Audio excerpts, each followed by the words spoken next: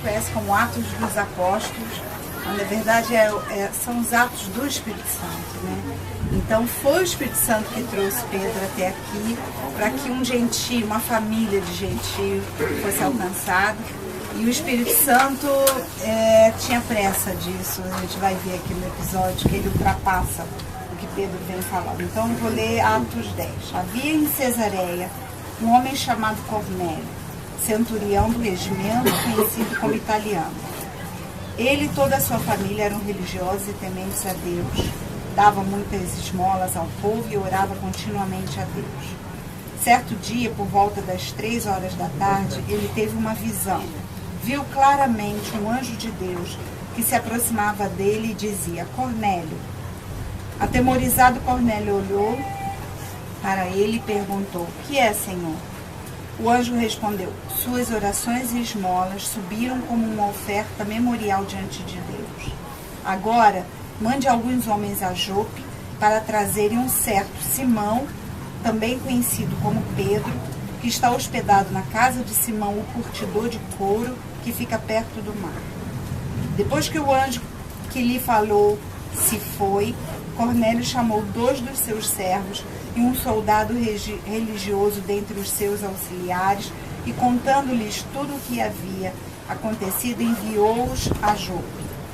No dia seguinte, por volta do meio-dia, enquanto eles viajavam e se aproximavam da cidade, Pedro subiu ao terraço para orar. Tendo fome, queria comer. Enquanto a refeição estava sendo preparada, caiu em êxtase.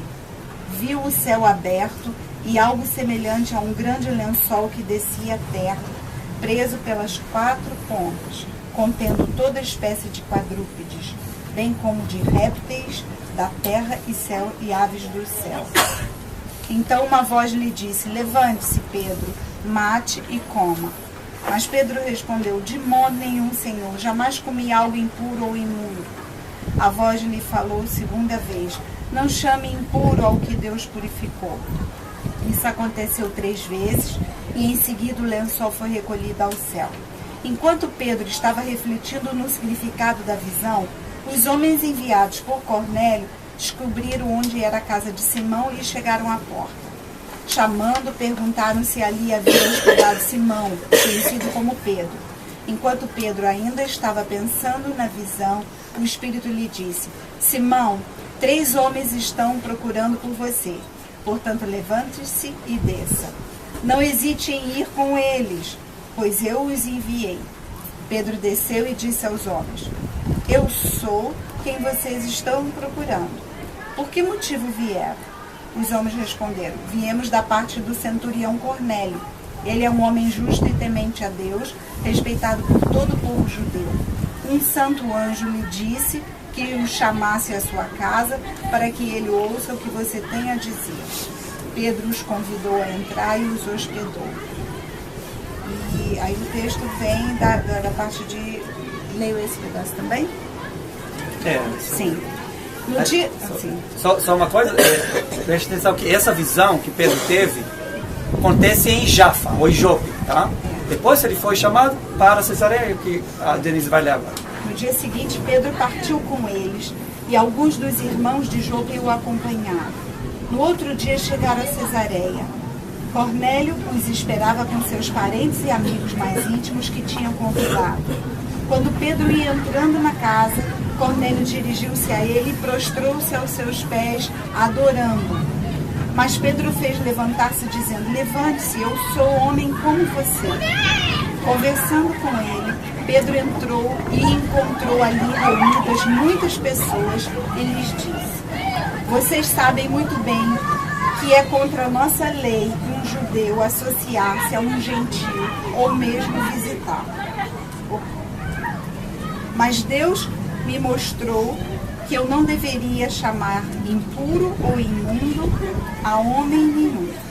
Por isso, quando eu fui procurado, vim sem qualquer objeção. Posso perguntar por que vocês me mandaram buscar?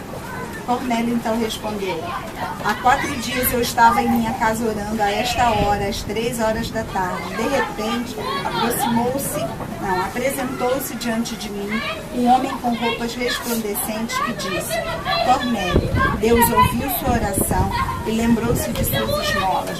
Mande buscar em Jope a Simão chamado Pedro. Ele está hospedado na casa de Simão, curtidor de couro, que mora perto do mar. Assim mandei buscar-te imediatamente e foi bom que tenhas vindo. Agora estamos todos aqui na presença de Deus para ouvir tudo que o Senhor te mandou dizer-nos. Então Pedro começou a falar. Agora percebo verdadeiramente que Deus não trata as pessoas com parcialidade, mas de todas as nações aceita todo aquele que o teme e faz o que é justo. Vocês conhecem a mensagem enviada por Deus ao povo de Israel, que fala das boas novas de paz por meio de Jesus Cristo, Senhor de todos. Sabem o que aconteceu em toda a Judeia, começando na Galileia, depois do batismo que João pregou, como Deus ungiu Jesus de Nazaré com o Espírito Santo e poder, e como ele andou por toda a parte fazendo bem e curando todos os oprimidos pelo diabo, porque Deus estava com ele. Nós somos testemunhas de tudo que ele fez na terra dos judeus e em Jerusalém, onde o mataram, suspendendo-o num madeiro. Deus, porém, o ressuscitou no 3º dia e fez que ele fosse visto, não por todo o povo, mas por testemunhas que designara de antemão, por nós que comemos e bebemos com ele depois que ressuscitou dos mortos. Ele nos mandou pregar ao povo e testemunhar que foi a ele que Deus constituiu o juiz de vivos e de mortos. Todos os profetas dão testemunho dele, de que todo que nele crê recebe o perdão dos pecados mediante o seu nome. E aí é o mais interessante de tudo, né? Enquanto Pedro ainda falava estas palavras, o Espírito Santo desceu sobre todos os que haviam ouvido a mensagem. Os judeus convertidos que vieram com Pedro ficaram admirados de que o dom do Espírito Santo fosse derramado até sobre os gentios, pois os ouviam falando em línguas e exaltando a Deus. A seguir, Pedro disse: pode alguém negar a água, impedindo que estes sejam batizados? Eles receberam o Espírito Santo como nós.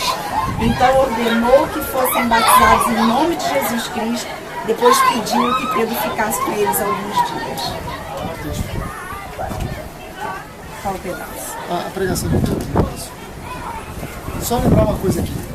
Vocês se lembram que eu já citei aqui que em Hebreus, no capítulo 8, fala sobre a principal cláusula da nova aliança.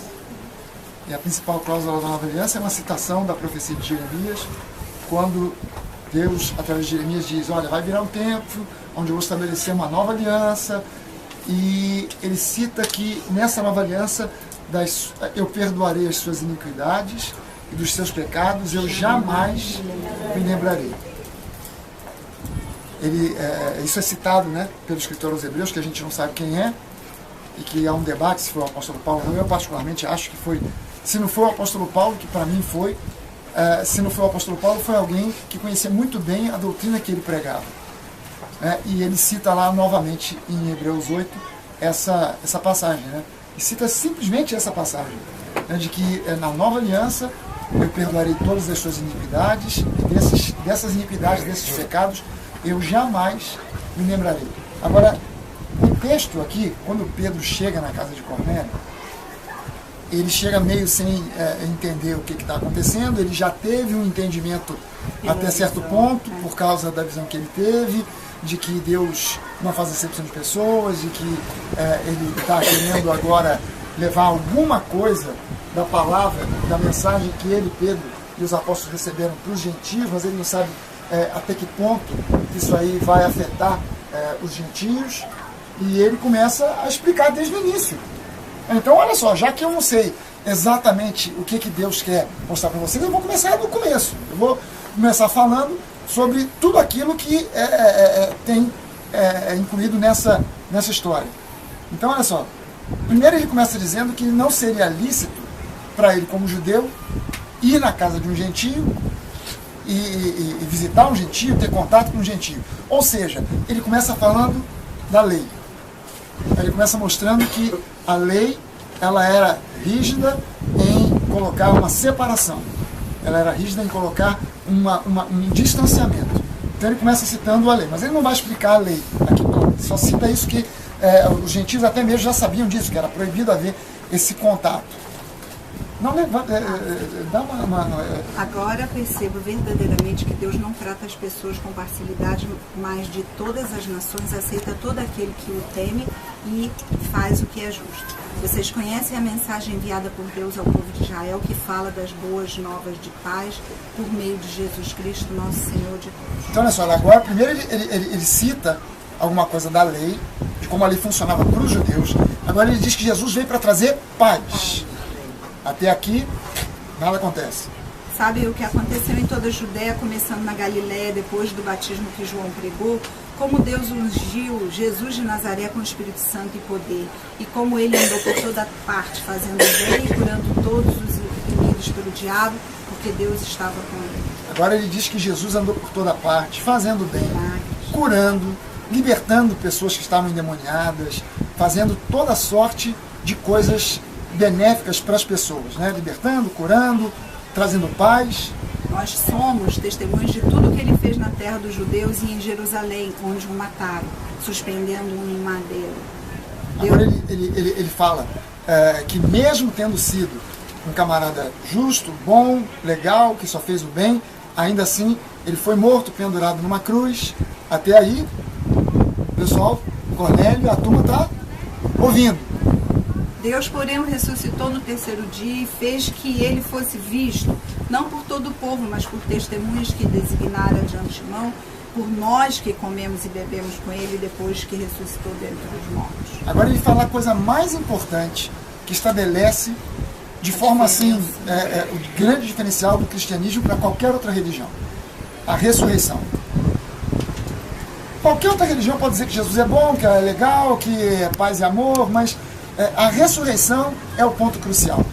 Esse aqui é o ponto, inclusive, onde Paulo, quando começou a falar sobre Jesus para os filósofos gregos, ele foi citando, falando de coisas que Jesus fez, das coisas boas, etc. e tal, e os filósofos estavam ouvindo, numa boa, porque Paulo era um intelectual e era um cara articulado, falava bem, e argumentava bem, e os filósofos estavam ouvindo, até que Paulo cita que Jesus ressuscitou dentre os mortos. Quando Paulo cita a ressurreição, os caras falam: Paulo, aí você pegou pesado, pode parar, aí não dá, volta outro dia, depois a gente conversa sobre isso, porque ressurreição você viajou. Mas é um ponto crucial, e sendo um ponto crucial da religião cristã, Pedro cita isso, e o povo está só ouvindo, não acontece nada, o povo está ouvindo. E ele nos mandou pregar ao povo e testemunhar que é ele, que foi a ele que Deus constituiu o juiz de vivos e de mortos. Todos os profetas dão testemunho dele, de que todo que nele crê recebe o perdão dos pecados mediante o seu nome. Agora, quando ele cita que mediante Jesus todos recebem perdão de pecados, a principal cláusula da nova aliança, é o momento em que o Espírito Santo interrompe. É como se o Espírito Santo estivesse dizendo assim: Pedro, você chegou no ponto, se eu não te interromper agora, é capaz de você começar a falar demais e vai falar o que não é necessário. E o Espírito Santo, naquela hora, se derrama sobre todas as pessoas e causa um choque. Causa um choque. Porque as pessoas olham, os judeus que vieram com Pedro, eles falam assim: cara, mas a gente pensava que isso era só para nós, o povo da antiga aliança, mas a gente está vendo que é inegável. Eles estão recebendo a mesma coisa que nós recebemos lá. E isso acontece exatamente associado com o fato do ponto mais crucial da nova aliança, o perdão de pecados. Quando ele anuncia isso, talvez se Pedro resumisse tudo, né, e apenas dissesse: gente, eu vim aqui para dizer para vocês que através de Jesus todos recebem perdão de pecados, os pecados do passado estão esquecidos, ele derramou sobre nós o Espírito Santo por causa do perdão de pecados. O perdão de pecados é o ponto mais importante de vocês entenderem, é a graça, não é mais por um cumprimento de uma coisa pesada, de um jugo de obrigações, mas porque você, pela fé, recebe. Talvez só isso aí já resolvesse, mas Pedro contou aquela história toda, mas quando chegou na parte mais crucial, o perdão de pecados, é que o Espírito Santo se derrama sobre aquela turma, e essa é a demonstração da graça, né? Deus estava querendo dizer com isso: gente, é pela graça, não é pelo seu esforço, não é pelos seus méritos, não é pela sua bondade, não é pelas suas obras, é pelo mérito de Jesus, pela bondade dele, pela graça dele, pelo favor dele, pela obra dele. Amém. E a gente só recebe pela fé, porque se a gente fosse tentar o que ele fez, fazer o que ele fez, não ia dar certo, porque nós não teríamos a condição de fazer o que ele fez. E ele fez por nós. Então, a gente está aqui exatamente na região onde essa história se concretizou e começou para o Evangelho chegar até nós. O Orem vai falar ainda mais, porque tem algumas coisas aqui, que é o que ele falou, que aqui houve a guinada na história da igreja e na história do mundo. Que afetou a vida de todo mundo. Afetou a vida de todo mundo. Para bem e para mal, porque a partir disso também houveram outras divisões e guerras e etc. E coisas que acontecem até o dia de hoje. Eu queria falar uma coisinha. Eu acho que a gente tem que entender que nada é por acaso.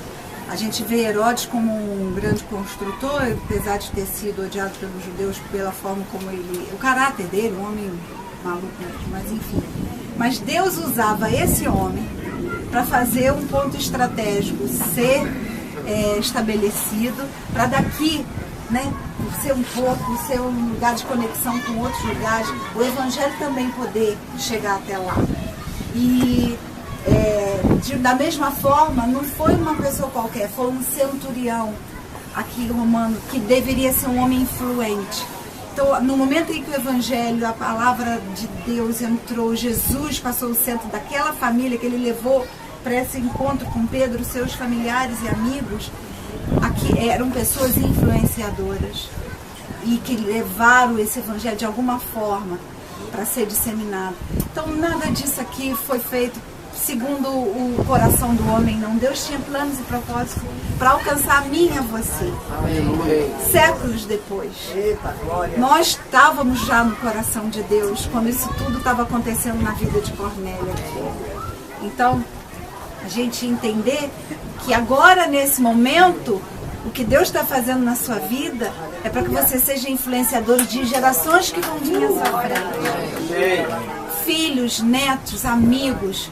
O que Jesus tem feito na nossa vida, a alegria, a certeza de que Ele cuida de nós, de que pode o mundo aí estar no que está, o Brasil está no que está, Deus está conosco. Amém. Nós somos influenciadores para as próximas gerações. E creio que há uma bênção. Assim como havia maldição nas gerações, Jesus entrou na sua vida, a partir desse momento, sua geração, sua descendência é abençoada. Amém. Amém. O Novo Testamento passando uma mensagem muito forte para as pessoas. E eu acho que eu sempre tenho a sensação que quando Pedro estava falando, ele estava tentando convencer Cornélio, que já estava convencido, mas ele estava tentando se convencer, porque ele estava pensando, eu tenho certeza, ele estava pensando, puxa, o que eu estou fazendo aqui? Tá?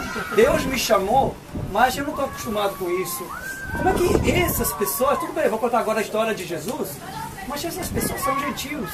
Deus não rompeu as barreiras, Deus não aceita essas pessoas terem uma revelação. E por isso é um ponto de referência muito importante para o cristianismo.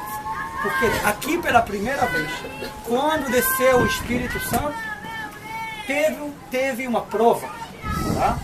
Pedro teve uma prova que Deus realmente rompeu as barreiras entre judeus e não judeus. Ou seja, a partir desse momento, tá? Que as pessoas da casa de Cornélio e Cornélio receberam o Espírito Santo, teve acesso ao Espírito Santo, Pedro sabe que agora começa uma nova era. Tá? E agora outra mensagem que a gente precisa lembrar aqui, que tem a ver com a água. Tá? O que acontece antes? O Espírito Santo vem ou o batismo na água? O que vocês lembram da história? Essa é a mensagem principal que eu vejo assim na história. É o Espírito Santo. Tá? Olha só, antes de Cornélio e os membros da casa serem batizados na água, tá? Eles já tiveram o acesso ao Espírito Santo. Ou seja, tem uma mensagem por trás disso. Tá? Muitas vezes a gente vê, mais uma vez, que nem os tanques de Bethesda, a mesma história. A gente vê a água como um meio, como um acesso. Mas a história fala o seguinte, não. Todas as pessoas numa forma independente. Não importa o que eles colocam, se eles entram na água, saem da água, fazem circuncisão ou não, tem acesso ao Espírito Santo e a Deus. Tá? É uma mensagem muito forte que o Novo Testamento nos traz aqui. Tá? Então, muitas vezes a gente, eu não, né? Mas as pessoas cristãs, eles têm uma expectativa, uma esperança em relação ao batismo. O batismo é um ato importante, é verdade. Tá? Mas aqui essa história nos conta o seguinte fato: você pode batizar como um ato final de um processo que você passa, mas o Espírito Santo você já tem acesso antes. Agora, só para finalizar, essa história que a gente acabou de contar é uma história que se corresponde com a história de Abraão. Tá? Pedro, no Novo Testamento, simboliza o novo Abraão. Por quê? Vocês lembram qual foi a aliança física de Abraão com Deus? Alguém lembra? Circuncisão, sim. Física. Tá? Mas antes disso, antes de fazer essa aliança, ele já teve a revelação de Deus. Ou seja, o Novo Testamento quer mostrar que a mesma coisa que acontece com Abraão, acontece com os gentios. Os gentios já tiveram a revelação, Cornélios nesse caso, antes de fazer qualquer tipo de um ritual físico. Bom, então tem uma mensagem muito forte. E daqui, gente, tá? Se antes disso, as pessoas que seguiram Jesus eram judeus, daqui começa uma nova era, a era dos gentios. Daqui, Pedro começa a batizar muitas pessoas gentios, e a igreja, na verdade, se divide em igreja de judeus, que a gente conhece como judeus messiânicos, e a igreja dos gentios, e vocês, ou quase o mundo inteiro, faz parte dessa igreja até hoje, tá bom?